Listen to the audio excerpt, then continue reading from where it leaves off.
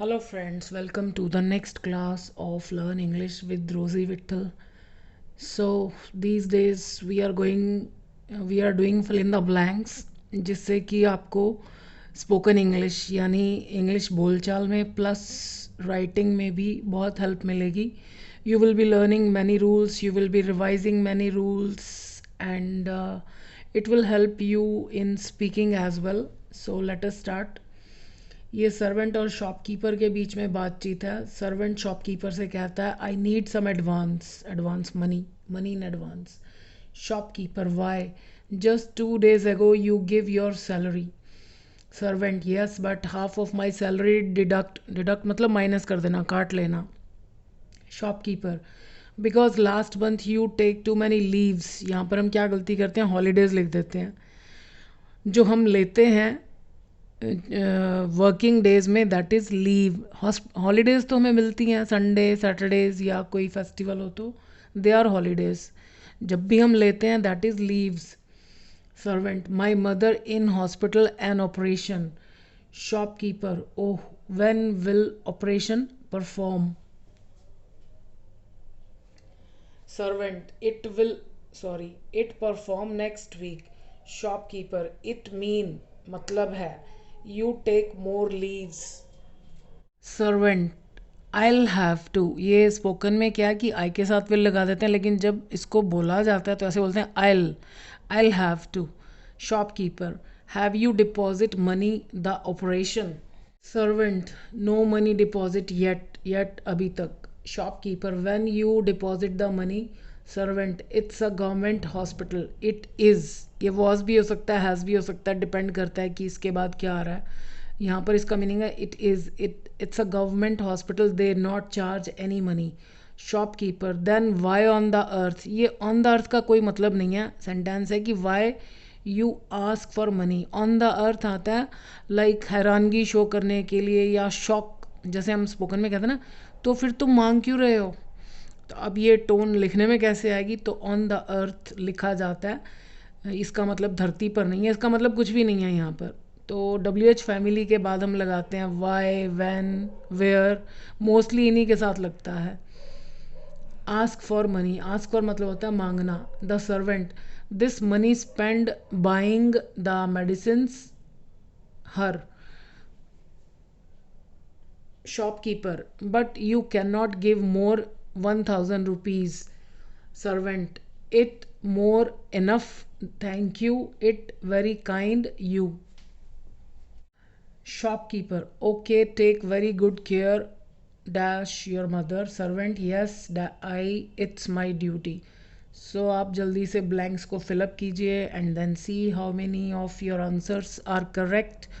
So these kind of practices will help you not only in spoken English but it will improve your writing skills also. So get ready for the answers. Servant to shopkeeper I need some advance. मुझे कुछ advance की ज़रूरत है. Shopkeeper why just 2 days ago, सिर्फ 2 दिन पहले ही तुम्हें तुम्हारी सैलरी दी गई थी. Passive voice.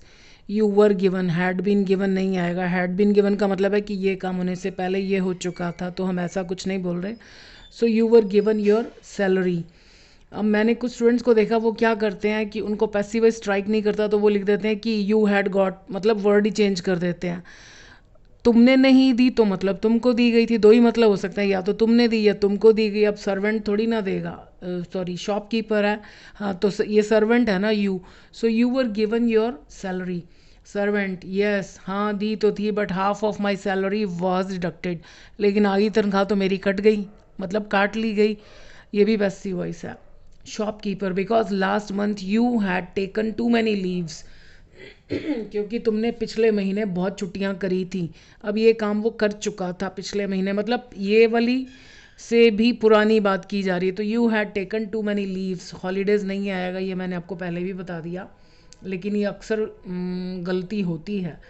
Servant my mother is in hospital for an operation. क्योंकि यहाँ विल है ना तो यहाँ पर वॉज नहीं आएगा क्योंकि अभी ऑपरेशन तो होगा. So my mother is in hospital for an operation. Shopkeeper oh when when will the operation be performed, ये भी पैसिव वॉइस है। क्यों? सब्जेक्ट क्या है? ऑपरेशन, और काम क्या है? करना। ऑपरेशन करने के लिए परफॉर्म शब्द यूज़ होता है, ड्यूटी परफॉर्म करना, ऑपरेशन करना। So when will the operation be performed, be plus third form के बिना पैसिव वॉइस कभी भी नहीं बनता। ये जितने भी रूल्स मैं बोल रही हूँ ना, इन सब के ऊपर अलग से लॉन्ग वीडियोस बनी हैं, प्लेलिस्ट में जाकर देखिए। जिस टॉपिक पर भी आप देखना चाहते हैं देख सकते हैं, तो आपको ये ज़्यादा क्लियर हो जाएगा जिन लोगों को ये टॉपिक्स क्लियर नहीं है। Servant, it will be performed next week. अब हम हिंदी में कहते हैं जी अगले हफ्ते होगा। सो स्टूडेंट्स कहते हैं it will do, it will be performed next week. Shopkeeper, it means, तो इसका मतलब ये निकलता है कि तुम तो अभी और छुट्टियां करोगे। अब हिंदी के हिसाब से तो ये सिंपल फ्यूचर होना चाहिए कि तुम और छुट्टियां करोगे, लेकिन जब आपको किसी चीज़ का नतीजा पहले से ही दिख रहा है कि फिर अब यही होगा, तो we use future continuous tense, भले ही हिंदी में वो सिंपल फ्यूचर सुनाई दे रहा है हमको। So it means you will be taking more leaves, you will take more leaves नहीं होगा। Servant, I will have to, यानी मुझे लेनी पड़ेंगी। जब हैव टू मतलब कोई काम करना पड़ेगा, मतलब पूरा बोलता तो ये बोलता कि yes I will have to take more leaves, लेकिन ये शॉर्ट में बस इतना ही ठीक है, I will have to. Shopkeeper, have you deposited the money for the operation, मतलब क्या तुमने ऑपरेशन के लिए पैसे जमा कर दिए हैं। Servant, no money has been deposited yet, अभी कोई पैसा जमा नहीं हुआ है। अब स्टूडेंट्स क्या लिखते हैं? No money has deposited. Subject कौन है? मनी। इसका केवल एक ही मतलब होता है, डिपॉजिट करना, और हमको चाहिए होना। तो ये मैंने आपको पिछली वीडियो में भी बताया था कि जब किसी वर्ब का केवल एक ही मतलब है करना एंड यू नीड होना, तो that means it has to be passive voice. So no money has been deposited yet. इसमें हम एक गलती और कर देते हैं, हम लिख देते हैं any money has not been deposited yet. This is wrong. Starting में एनी लगाकर नॉट लगाना is always wrong. Whenever such a situation arises, जब भी ऐसी सिचुएशन आए तो हमेशा स्टार्टिंग वाला एनी और बीच वाला नॉट निकाल कर स्टार्टिंग में केवल नो लगाइए। वर्ब के बाद नॉट और एनी आ सकते हैं, लेकिन स्टार्टिंग में एनी लगाकर नॉट लगाना इज़ ऑलवेज रॉन्ग, किसी भी तरह का सेंटेंस हो। So no money has been deposited yet. Shopkeeper, when will you deposit the money, तो पैसे तुम जमा कब करोगे? अभी तक मतलब पैसे जमा नहीं हुए हैं, नेक्स्ट वीक ऑपरेशन है, so when will you deposit the money. Servant, it is a government hospital, they do not charge any money, वो पैसे नहीं लेते हैं, so they don't charge any money. Shopkeeper, then why on the earth are you asking for money, तो फिर तुम पैसे क्यों मांग रहे हो? अब थोड़ा हैरान होकर पूछा उसने, तो इसीलिए हमने ये ऑन द अर्थ फ्रेज़ लगाया। फ्रेज़ क्या होता है? अ ग्रुप ऑफ वर्ड्स जो इकट्ठे आकर कोई ख़ास मीनिंग देता है, तो यहाँ पर ऑन द अर्थ इकट्ठा आता है। वैसे तो ऑन द अर्थ का मतलब हुआ धरती के ऊपर, लेकिन जब वाई, व्हेन, वेयर, हु के फ़ौरन बाद ऑन द अर्थ आता है, तो ये सरप्राइज़, हैरानगी शो करने के लिए आता है। तो तुम पैसे क्यों मांग रहे हो? सो वाई, एक्चुअली क्वेश्चन ये है कि why are you asking for money, तो इस क्वेश्चन से पहले हमको ऑन द अर्थ लगा देना है। Servant, this money will be spent on buying the medicine for हर, यानी ये पैसा खर्च होगा उनके दवाइयाँ खरीदने पर।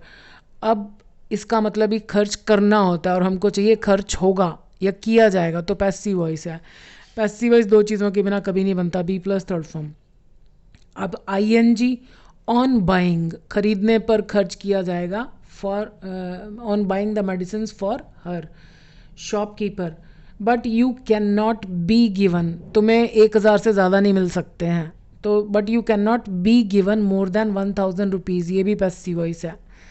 सर्वेंट, इट बी, अगर ब्रैकेट में बी लिखा है या टू बी लिखा है, मतलब मैंने वो जितने भी वर्ब्स ब्रैकेट में लिखे हैं, अगर इनके साथ मैं टू बी लगा दूं, कई बार पेपर में टू लगा हुआ आता है, तो इसका मतलब ये नहीं कि आपको भी टू लगाना है, ज़्यादातर केसेस में नहीं लगता वो टू। तो यहाँ पर अगर टू बी भी होता तो भी हम, बी का मतलब होता है कि इज़ एम आर या was were. So it is more than enough, ये मेरे लिए इनफ से भी ज़्यादा है, यानी जितनी मुझे ज़रूरत है ये उससे भी ज़्यादा है, 1,000 रुपये। Thank you. It is very kind of you, मतलब ये आपका दयालु होना है। ये पैटर्न स्पोकन में बहुत यूज़ होता है। अब यहाँ तो मैंने पूरा सेंटेंस लिख दिया, it's very kind of you. Spoken में, बोलचाल में सिर्फ इतना ही कह देते हैं, so kind of you, so nice of you. So kind of you का मतलब आप कितने दयालु हैं। Shopkeeper, okay, take very good care of your mother, अपनी मदर का बहुत अच्छे से ध्यान रखना। सर्वेंट, यस आई विल, ये शॉर्ट आंसर है। यस आई विल, हाँ मैं रखूँगा। इट इज़ माई ड्यूटी, ये मेरी ड्यूटी है। ये सबकी ड्यूटी है अपने पेरेंट्स का ध्यान रखना। पेरेंट्स दुनिया में सबसे बड़े वेल विशर्स होते हैं। पेरेंट्स जैसा प्यार कोई नहीं दे सकता। पेरेंट्स अगर डांटे भी, भला बुरा कहें तो भी वो बच्चों का भला ही चाहते हैं। सो पेरेंट्स की हमेशा रिस्पेक्ट करें, उनकी सेवा करें, उनका ध्यान रखें। सो आज के लिए इतना ही। Thank you for watching this video.